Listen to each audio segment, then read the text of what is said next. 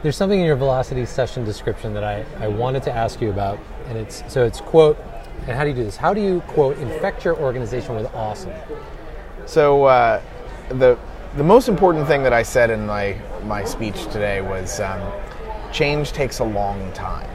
And the temptations that I think us as sort of an emerging community, you come to an event like this, you're sort of with your tribe, and there's so many things that people understand really for the first time where we all agree, like there's certain ideas, like in the software world, there was the point when you started using version control, and now like you're not going to have an argument about that. And now it's a conversation about like what kind of version control, right? Well, we're just entering that phase in the sort of DevOps, WebOps space where we're sort of getting a real clear feel for the tool chain. And when you leave an event like this, what you want to do is go out and be like, let's change everything right now. And the reality is that it's a slow process initially where the first thing that to kind of infect people with awesome, I recommend that you start very, very small. And you get people successful very early, and it's important, like for this crowd to leave. We're really sort of ambassadors and evangelists on a much larger, group of people. There's a couple thousand people here, and there's tens of thousands to hundreds of thousands of people in the community that we all touch. Mm-hmm. So once you get people to sort of understand something simple, that might be something like continuous integration or even continuous delivery, something that's pretty new, but a really big deal. Mm-hmm. You don't want to try to convert the whole organization over all at once. You want to do it in little pieces and pockets, and really pursue a grassroots strategy, which then turns into a viral strategy where people are really happy and they start spreading ideas, and then these ideas do infect the organization with awesome. So obviously you've been through the cultural change process yourself. Can you share an example of where maybe you used an approach that didn't quite catch on?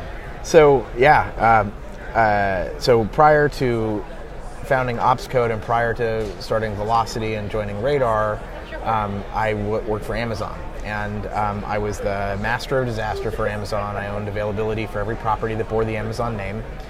And from a period of about 2001 to about 2003, rather than sort of taking a positive, welcoming, let's all work together approach, I was basically a horrible person. There's just no nice way to say it. 2 or 3 year stretch there? Yeah. Sort of the typical ops guy, always blocking, always trying to, control and keep change from happening because change brought down the website or caused other problems. Right. I got punished for that and never rewarded. So there's all these broken incentives. And so I was actually pretty effective, but I created this terrible culture of fear and people getting caught. It was a very negative and hostile culture. And it became, every company seems to go through this sort of series of transitions. I think it's weird in my case that I followed from both entry through the sort of terrible, let's find the person to blame and fire them phase, mm-hmm. to this sort of renaissance where it is, oh, you know what, I'm going to have this awakening. I'm going to work on solving and aligning business problems and getting teams to work together and having blame-free postmortems and other things like that, which actually solve problems. So, I was definitely a part of the problem early on, and the reason the reason that approach doesn't work generally is the underlying role of an operations resource in a company. What an ops person should do is enable the business to move faster and more consistently with less risk over time. And the historical model, which I was caught up in, followed a different plan, which was enable the business to not scale, not do all these other things, to eliminate the risk of change. Right. So that's why it didn't work. It took me about a year for people to believe that I had this sort of awakening. We would have a postmortem and people would be afraid of me, which is really kind of weird. If you know me now, it's how did that happen, right? And that's what I was going to say. I mean, it's a weird thing. Pretty big shift.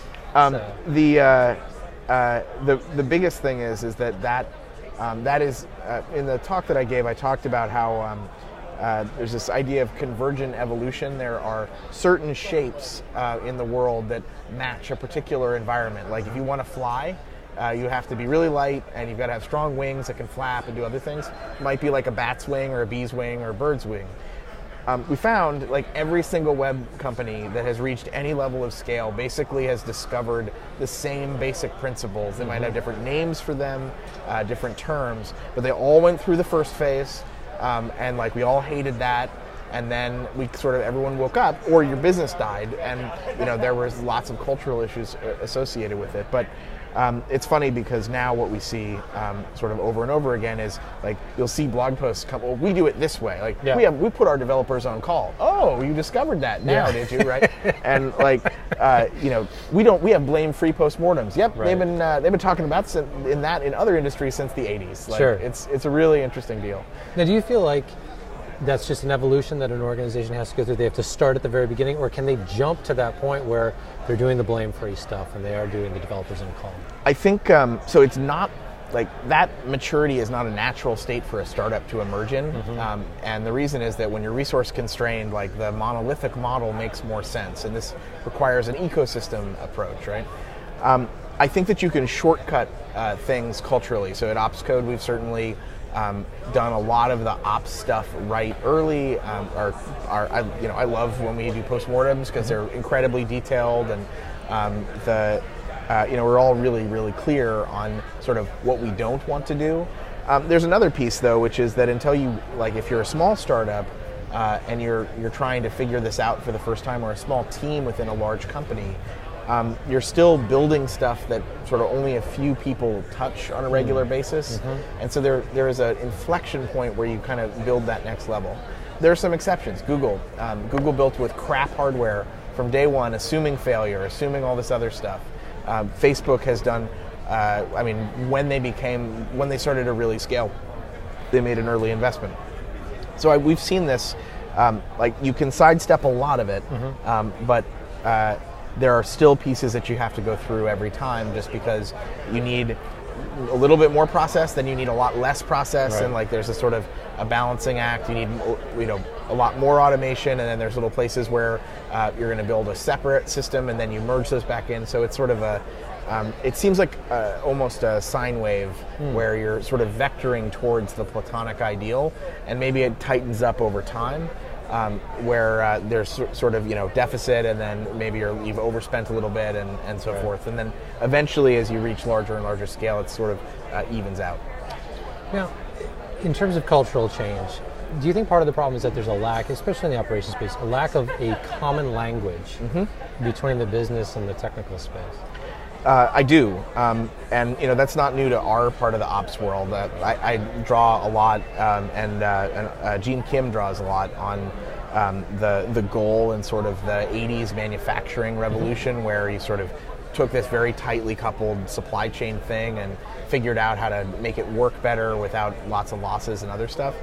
At the end of the day, as I said, ops is there to enable a business to move faster. And that we don't have a language that really connects that in most organizations. On the startup side, you start off, you don't have any revenue, and so it's hard to tie one thing to another. You begin to grow, and if it's a smart company, they think right away, like, how many pages per second can we do with this capacity? How does that relate to revenue, and what can we scale to? And they sort of plan forward from there. But that in it of itself is a new discipline that most of the time, just like all the other things we're talking about, the big companies figured out, but now everybody needs it. Sure. Okay. So last question for you: do you feel that ops faces a tougher cultural obstacles than other disciplines? And if that is the case, why is that? That's a really good question. So I'm not sure tougher or not.